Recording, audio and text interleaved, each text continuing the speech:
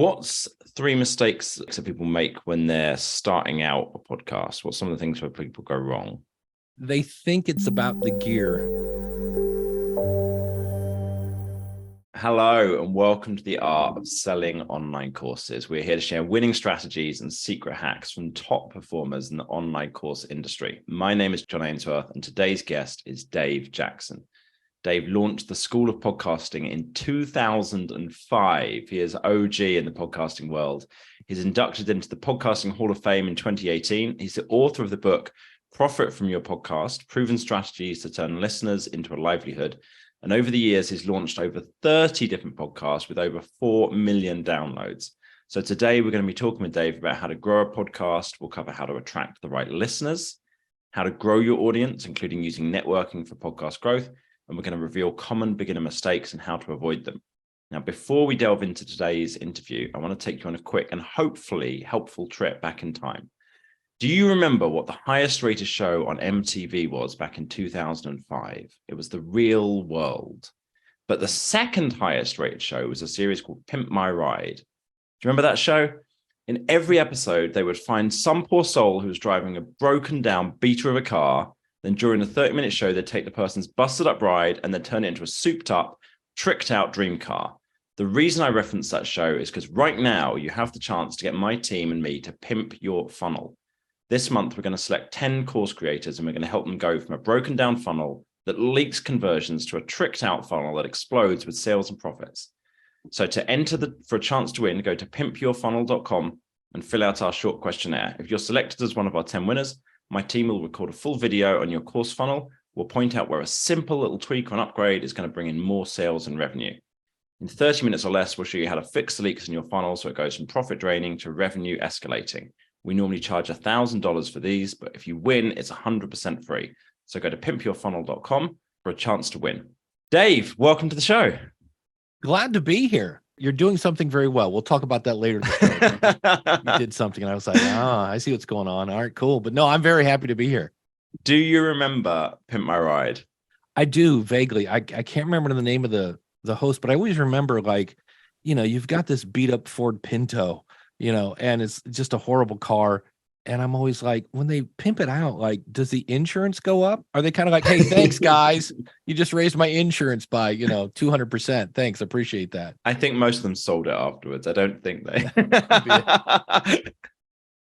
That's my guess. I don't know this, All right, so let's get down into podcast growth. So really excited to talk about this. We've been running this podcast for a couple of years. I know there's a lot still for me, more to learn. How do you get the right people to listen to your podcast? How do you start with that? It's really something that, like you mentioned just a second ago, there are people that are missing low-hanging fruit in their funnels. And for me, I don't know why. I think it's because that first episode, it takes you so long to kind of get through the learning curve that you feel like, the Lion King, where you want to hold up your podcast and, look at what I've created. And you skip the thing where you have somebody listen to it and go, does that work for you? Do you want to do whatever it is I want you to do when you get done listening to the podcast? And I think that's something that a lot of people just skip. And then they wonder, why isn't my podcast growing? Ron Howard, the famous director and actor and all that, he's done a gazillion movies and won a bazillion awards. He does not let a movie go out to the public without sitting in it with an audience, because he knows when people are supposed to laugh and cry. And if it's not getting the reaction that he's like, oh, they're supposed to laugh here and they're crying, that's not good. We need to go back to editing. So that's kind of the first part. And I think the other thing is kind of, you're going to get an audience. The question is that the audience you want? And so that's where I did a mistake once, and it was my favorite mistake ever. I went to my email list and I was going to pick 10 email addresses and just say, hey, I'd like to talk to you on Zoom and just learn to get a little more about you. And I've got an idea for a product. I'm going to do basically poll them. Hey, do you want this? And I mistakenly sent this out to my entire list. So for 2 weeks, I had almost back to back 15-minute meetings with my whole audience. And it was the best thing I've ever done, because I wasn't assuming what my audience wants. I knew I had people, and I'd be like, here's this new thing I'm thinking of doing.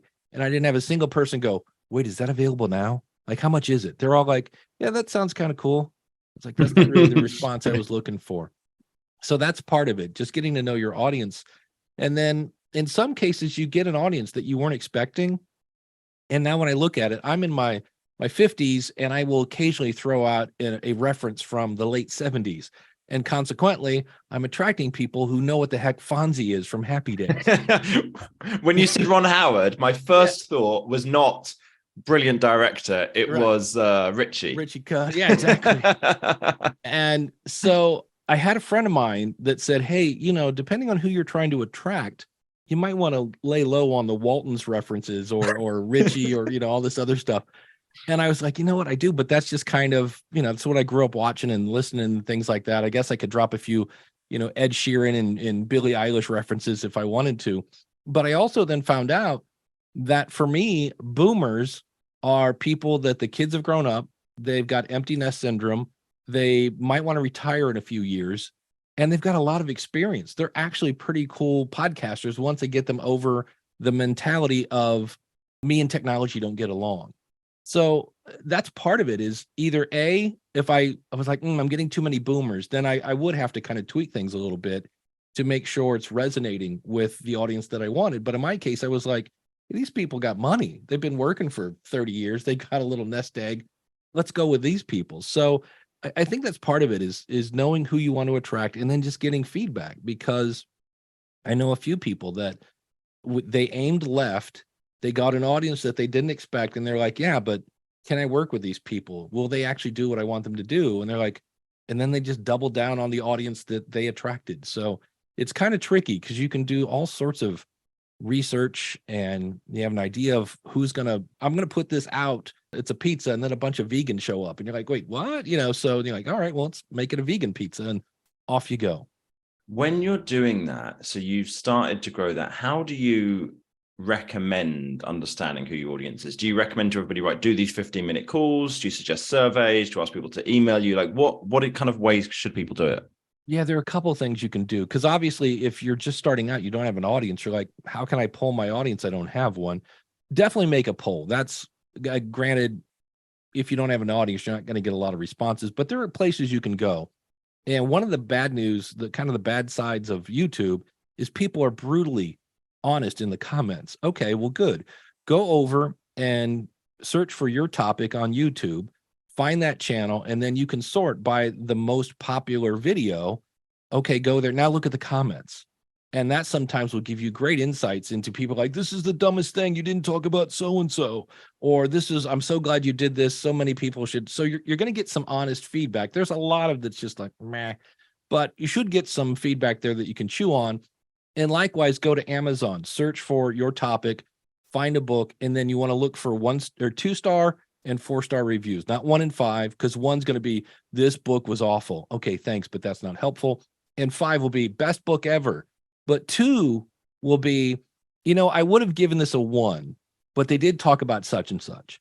And 4 is going to be, I would have given this a 5, but they didn't talk about so-and-so and such and such and such and such. So it's a little more detailed feedback that you can get from. So if you don't have an audience, that's a place at least you can get a start. And then Facebook groups. I go to a lot of Facebook groups, not to contribute, but to lurk. And I go in and I just listen, and I see people. Like for me, the question I get almost on a daily basis, what's the best microphone under $100? The Samsung Q2U, in case you're wondering. But you look for those.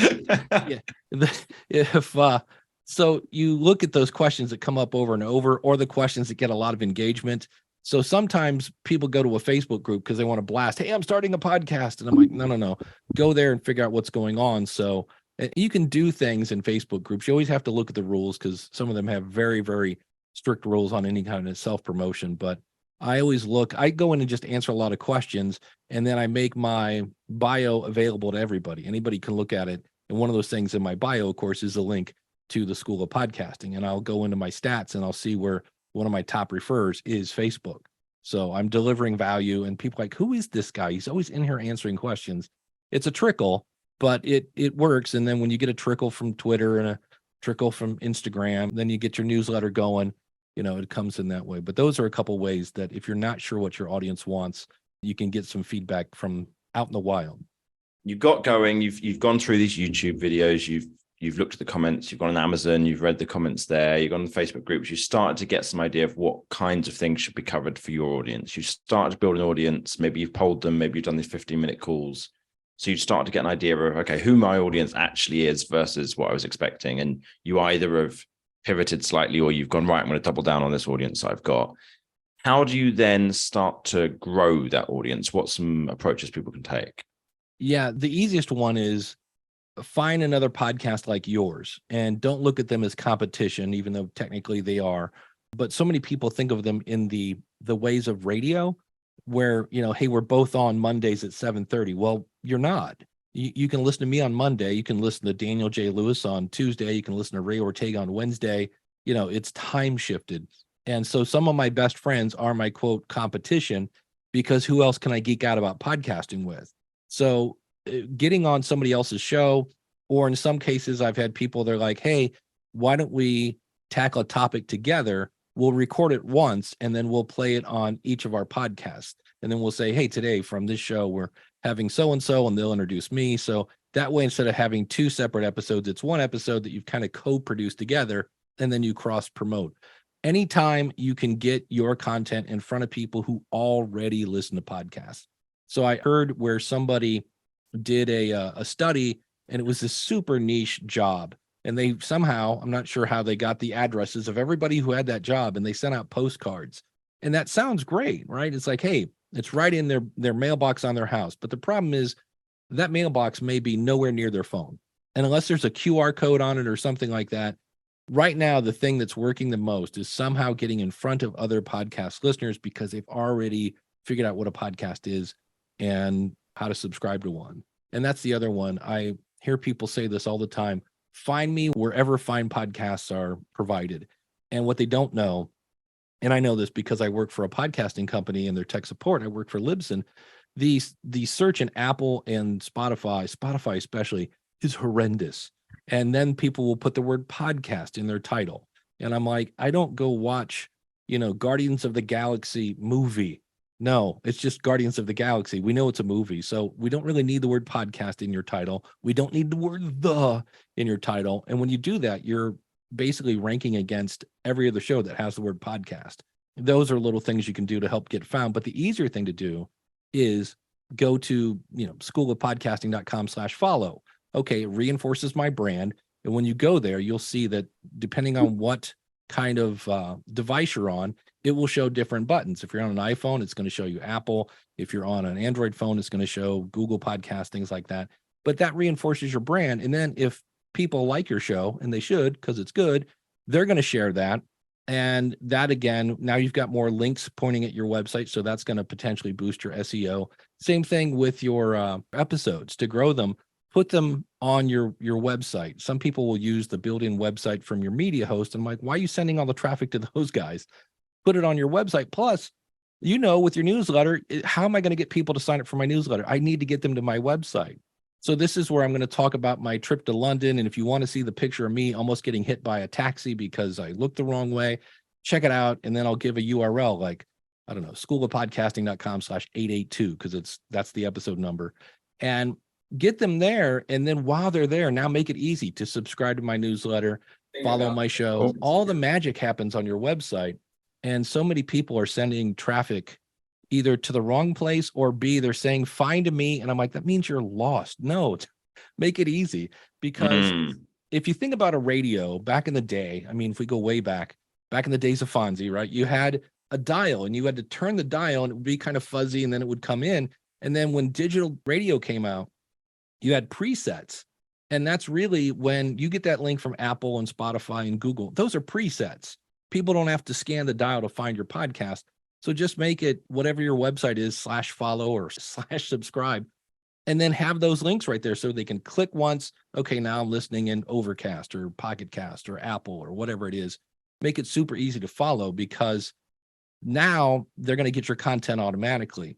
And the same thing with a newsletter. Some people are like, well, should I ask them to follow or should I ask people to join my newsletter? And I'm like, well, which one's easier? Which one are people more acquainted with? Well, probably a newsletter. And then once they're on your newsletter, guess what you can do? Ask them to follow the show. Here's the link to Apple, Google, and Spotify. So I hear a lot of people say, especially about ratings and reviews. And this has been debunked actually by Apple. They'll go, follow us on Apple Podcasts. It helped us get found. And that's absolutely 100% not true. Apple has said, no, it's social proof, kids. It doesn't help in the search. And so I hear that all the time. And I'm like, but let's say you want social proof. Okay. You know what else is social proof? A big fat email list. Like if you're trying to impress a sponsor and you could say, look, I've got 76 ratings, 4-star ratings on Apple. Oh, and I also have 1,200 people on my newsletter. They're going to be more impressed with the newsletter. So if the goal is social proof, get them to sign up for your newsletter, and the newsletter can get them to sign up and follow the show, et cetera, et cetera.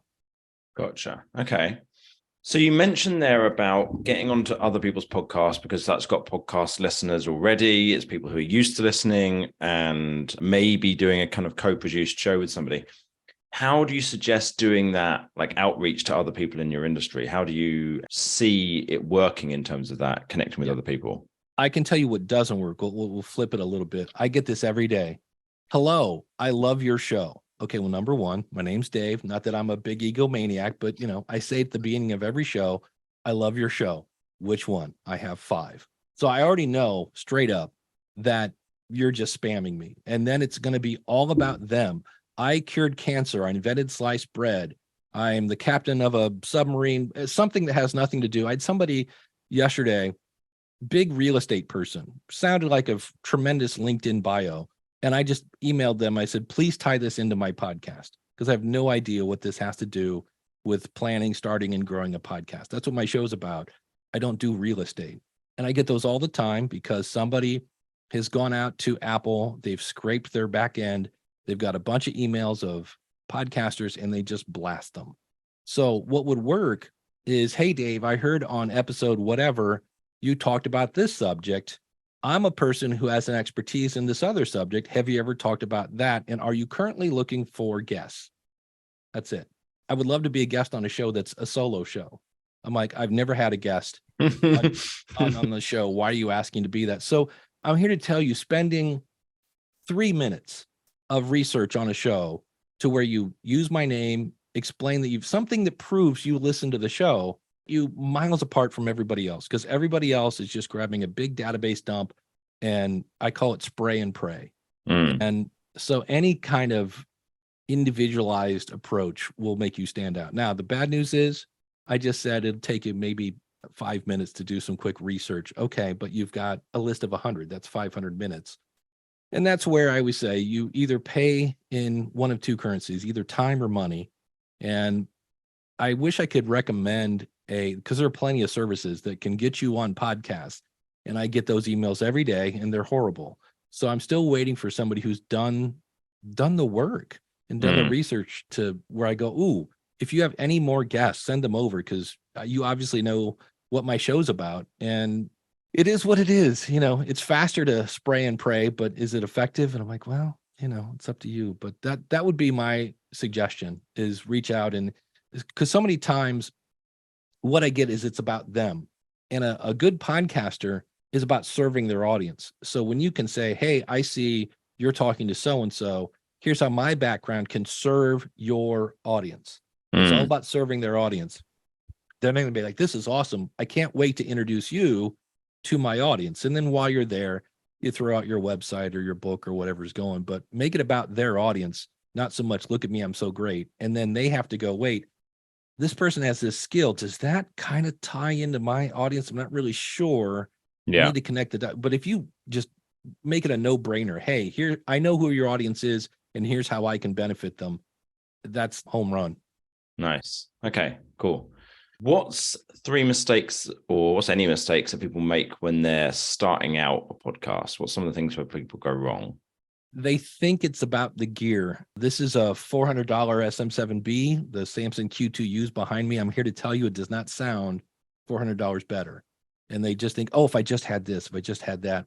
And I've never heard anybody come to me and say, hey, Dave, you got to listen to this podcast. And I go, great, why? And they go, the audio's like butter for your ears. It's not the sound. Now, you don't want it to sound bad. You don't want it to sound like you recorded it in the bathroom and it's a bunch of echo, but you don't have to spend $1 million on that. So that's one. And then to me, this is like, you'll hear diets.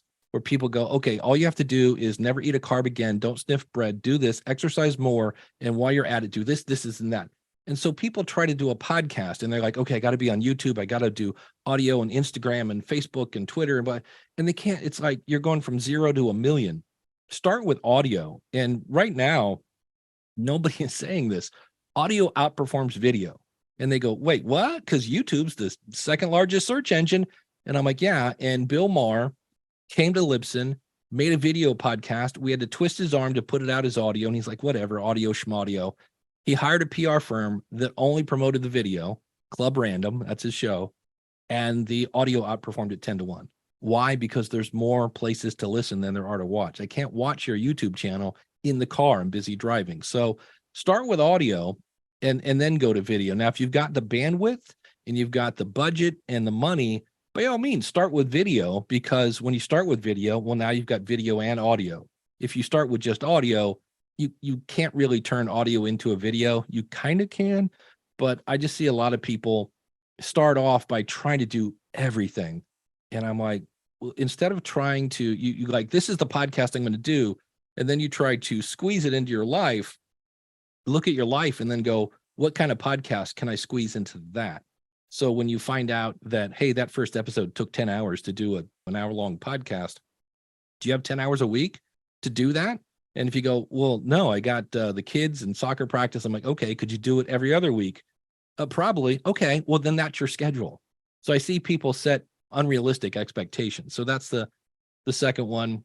And then just realize, in terms of mistakes, you are the goalie of your podcast. And what I mean by that is your audience is behind you, and a guest comes on and they start just talking about stuff that doesn't really bring value to your audience. You're the goalie.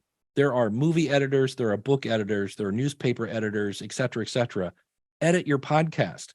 And somebody said, what's the difference between a conversation and a podcast? I go, a conversation hasn't had the boring stuff edited out of it. And I hear so many people like, no, I'm going to keep it real. And I'm like, okay, you're going to keep it real boring then. You're being real lazy. And I get it. It's your show. There are no rules in here. The podcast police aren't going to knock on your door. But for me, if I do an interview, I listen to the question. And the first thing I listen for is, when did they start to answer the question? If they answered the question. Sometimes they're like, hey, Dave, what's your favorite pizza? And I go, purple.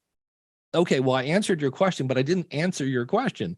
So that's one. Did they answer the question? And then the second one is, when did they start to actually answer it? Because a lot of times people love to give you the backstory. They're like, hey, when did you start looking at this? And they're like, well, my assistant was doing this and blah, blah, blah, and yada, yada, yada. And they're like, and so about 6 weeks into that, and then you're like, there you go. There's the answer. How long have you been? About 6 weeks ago. So cut that out, because your audience, everybody here, is not sitting down going, well, I'm so glad this podcast is going because I have another 3 hours to kill. No, we're all really busy. So when you can get to the point and cut out the boring stuff, that audience is going to grow. And then the other one, the last little tip, is when it comes to promoting yourself. I know some people really have a hard time with this. And it sounds like this. They'll go, hey, like if you kind of want to, like you don't have to, but like, share the show, our website.com. You're like, wait, what? That was a pitch? And I had a guy on my show. He has 300,000 downloads an episode. His name's Jack from the Darknet Diaries. I believe it's darknetdiaries.net. Could be .com. I should remember that. But anyway, I asked Jack, I go, how'd you grow your audience? And he goes, I slowly, specifically, and confidently asked them to share the show. And I go, what does that sound like? He goes, well, hey, we're at the 28-minute mark. So obviously you like this show. And if you know somebody else that would like this show, could you do me a favor? It's actually going to help both of us, because your friend's going to be amazed at what you're sending them. So they're going to think you're cool. And I'm going to grow my audience. So if you could just go to your phone, there's probably a little up arrow right there. If you could share this with at least one person, boy, it would just mean the world to me. Or if you want to, just send them to darknetdiaries.com. That's it. And I was like, okay, but what else do you do? And he goes, no, that's it. I'm like, really? He goes, yeah, slowly, specifically, and confidently. But the thing that Jack did that most people don't is he had that group. And he said, okay, I want you to listen to this episode and then answer these questions. Did you listen to the whole thing? Yes or no? If you didn't listen to the whole thing, why not? And then number 3, on a scale from 1 to 10, where 10 is, I'm going to tell everybody, how likely are you to share this episode with a friend? And he said, and if I got a 7, I wasn't happy. He goes, I was looking for 9s and 10s. And that goes back to, why are you spending money on Facebook ads on a podcast that may not be resonating with your audience? You're just wasting your money. Okay. So what we've got so far is, don't obsess over the technology. Right. Get a lot of feedback about the podcast and then ask people to share it. And then the other main thing was, find those other podcasters who are in your industry and that got the same audience as you want to have, and reach out to them, listen to their podcasts, reach out to them personally, actually follow up with them. Okay. Yeah. And one last one. I'm lucky enough, I work for a podcast hosting company, so I get to go to all these events. And that is really the number one way to, when you can tell me the eye color of your audience, you're in the right spot. So whether it's a QR code or business cards or something, but it's those personal relationships that can really come in handy. I've had a bunch of emails come in since I got back from London, like, hey, we met in London, we talked about this.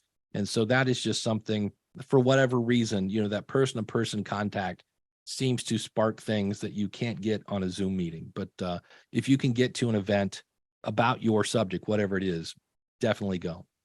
Nice. And what do you think long-term is more important for growing a podcast? Is it having a passion about the subject, or is it like the strategy that you set up in terms of how you're going to do the whole thing and how you're going to make money from it? It's kind of a little bit of both. You definitely need the passion, because when I wrote my book on monetization and I asked people, I'm like, how long did it take you to make more than Mountain Dew money? And nobody likes this answer. And that is, they said the shortest was 2 to 3 years, but most people said 3 years. And I said, so I always tell people, are you willing to talk about something for free for 3 years? And they're like, 3. I was thinking more like 3 months. And I'm like, well, depending on where you're coming from, but if you're a brand new podcaster, you kind of have to find your voice, you get comfortable behind the microphone and things like that. And then eventually, it starts growing. And that's where, if you can kind of find your voice and get some feedback up front, that speeds that whole process up. Then I love strategy. I love to, like, right now I'm running an ad on Buzzsprout as a hosting company, and they have a way that you can basically upload a 40-second trailer. And I use a tool called Switchy that is just a link tracker. And so I bought 10,000 impressions, and I'm tracking how many people click to go to the School of Podcasting, how many people click my link to Spotify, and how many people click my link to iTunes or Apple Podcasts. And I'm just obsessing over that. And it's not a ton. It's one of those where I'm like, okay, I paid $200 and I think I've got maybe 13 clicks. And then you start doing the math on, you're like, that is not good. Now it's only right now about 25% of the way through the campaign. So it's way early, but that's the kind of stuff that I love to see. Is it working? I mean, there's nothing worse than spending money and going, well, that was a waste of $200, but it is fun when you find the right thing that works. And for me, that's, I heard you on this guy's pod. Well, that's how you found me. Like, I heard you on this other show. I'd like you to come on my show. So that is something where taking the time to get that personalized approach, getting on somebody's show, and then delivering value. I just watched 8 Days a Week on Hulu. It's a Beatles documentary. And the one thing those guys did, they were great at interviews. I mean, they already had girls screaming, but the press loved them because it wasn't a boring interview. And it's kind of the bottom line is, just don't be boring. Once you've grown the podcast, how can people then use it to lead to more sales? Like, our audience listening here are people who are selling online courses, and like, I've got my answer to it, but I'd love to hear, like, how would you go about doing that? What's the steps people can go through?